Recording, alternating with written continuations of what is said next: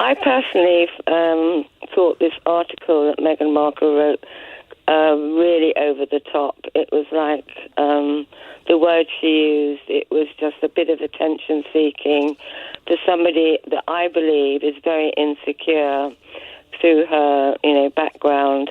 And she has to draw attention to herself like she's the only one that's had a miscarriage. My daughter had a miscarriage when she was on IVF and then took 5 more years to get pregnant. And I don't understand about this thing that you can't tell anybody that you're pregnant after until you're 3 months. It's ridiculous. You do what you like. If you want to tell your But people don't know. Family. That's the point. And it takes pioneers, people like Meghan, who have a platform and a spotlight. I mean, I'm interested. Have you actually read the article?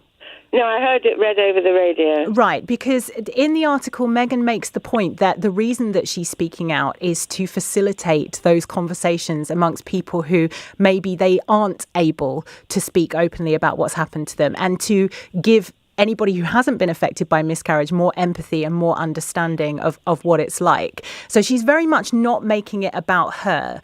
And I wonder, the first thing that I thought when I heard about this article was, we have these royal women for whom the media are utterly obsessed. Everything they do, Kate Middleton gets a fringe and it generates headlines. We're obsessed with everything they do. And it feels to me that Meghan with this, and also when Diana spoke about her bulimia, it was a kind of, okay, if you really want to know, this is what's been going on with me. It almost represents a kind of a breaking point. Then for people to say that it's too much information seems to me to be the height of hypocrisy. Do you think there's anything in that? Well, the fact that she's openly said about, this miscarriage, that there is hypocrisy around it. I think it's... I find Meghan Markle a very, very insecure person, and I think that she's quite controlling. And what are you basing that on, Brenda? I base it on very similar situation to my son, who married a very insecure lady, a girl, and I see so many similarities in Meghan and Harry. Harry is in a situation now which is completely foreign to what he had in a Hollywood Hollywood setup, money orientated, and you look back and see Meghan, I didn't see one time when she wasn't grabbing hold of his hand or she wasn't had her hand on his back, sort of moving him forward, that she is in control. And I think that this article was, I felt it quite sickly, to be honest. Okay, Brenda, well, clearly not a fan of Meghan. I have to say, it's like we have learned nothing from what happened with Princess Diana, that we have these people who speculate based on whether or not somebody is holding hands from the front or the back. That's a famous trope that body language so-called experts refer to, who take a gazillion pictures of these women and create these narratives about them being controlling and jealous and attention-seeking. It's like reminiscent of medieval witchcraft. They'd be burned if they lived in a different century. And then these kind of passive, noble men that we imagine that they've bewitched. And we are obsessed with them to the extent that, in the case of Diana, she died.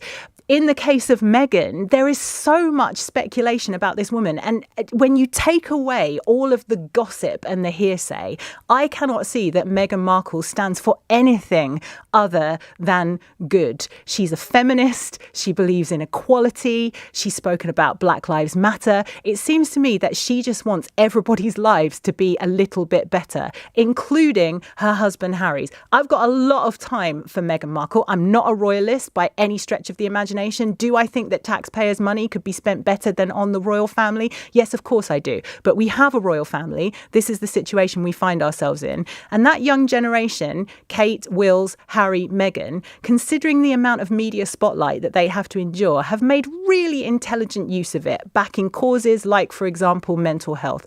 So, Yeah, if you're going to come at me with this anti-Meghan sentiment, you had better be match fit. Welcome back. Today, we're zooming in on a heated conversation that unfolded between mental health advocate Natasha Devon and a caller named Brenda. Their discussion centered on Meghan Markle's decision to share her miscarriage experience. Was it an act of bravery or, as the caller claimed, attention-seeking? Let's break it down. It all started when Brenda called into Natasha Devon's show to share her thoughts on Meghan Markle's New York Times article. The caller didn't hold back, labeling Meghan's words as over the top and accusing her of seeking attention. Brenda voiced a sentiment that some critics of Meghan often echo. She suggested that Meghan's choice to share such a personal story was self-centered rather than altruistic. Brenda also described Meghan as insecure, implying that Prince Harry was caught in a difficult, unfamiliar situation. Natasha, however, saw things differently. She didn't hesitate to challenge Brenda's perspective, emphasizing the importance of sharing personal experiences to foster understanding and support. Natasha made it clear. Meghan's article wasn't about seeking attention, it was about breaking the silence around miscarriage, a topic many women feel pressured to keep private. Natasha's defense highlighted a crucial point. Public figures like Meghan can use their platforms to normalize difficult conversations. Miscarriage is a deeply personal tragedy, but sharing it publicly can help others feel less alone. Far from attention-seeking, Meghan's openness invited empathy and solidarity. Natasha's response reminded Brenda and all of us that vulnerability is a strength, not a weakness. As for Harry, Brenda suggested he's in a tough spot, navigating unfamiliar territory. But the truth is, Harry has stood by Meghan, supporting her choice to speak out. Together, they're forging a new path, prioritizing their mental health and well-being. At the heart of this debate is a fundamental question: should public figures share personal tragedies to raise awareness?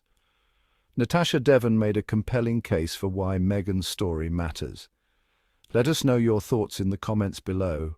Don't forget to like, subscribe, and hit the notification bell for more updates. Until next time.